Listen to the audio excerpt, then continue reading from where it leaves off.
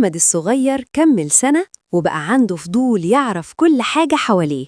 وفي يوم مامته آية كانت قاعدة جنبه وبتقول في سرها: أنا عايزة أحمد يكون أشطر واحد في الدنيا، يا ترى أعمل إيه؟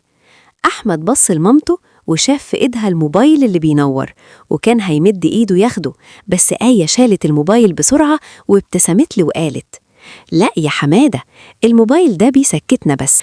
آية قعدت على الأرض في نفس مستوى أحمد وبدأت تتكلم معاه عن كل حاجة بتعملها.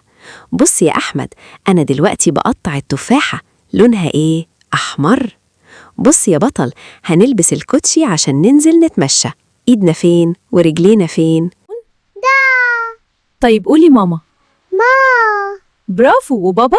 بدل ما تفتح له كرتون على الموبايل، آية جابت علب بلاستيك من المطبخ وقعدت تخبط عليها مع أحمد كأنها طبلة. تن تن تن، حلو قوي. شايف يا أحمد؟ إيديك دي شاطرة قوي، بتعرف تمسك وتكتشف. أحسن بكتير من إننا نتفرج على شاشة مش بنلمسها.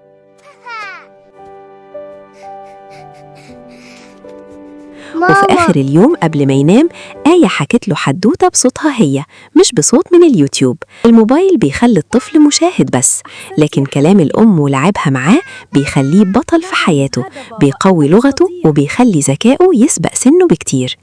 نام أحمد وهو مبسوط، ومامته آية كانت فخورة إنها اختارت تكون هي الشاشة اللي بيشوف من خلالها العالم. الموبايل بيخلي الطفل مشاهد بس، لكن كلام الأم ولعبها معاه بيخليه بطل في حياته، بيقوي لغته وبيخلي ذكائه يسبق سنه بكتير.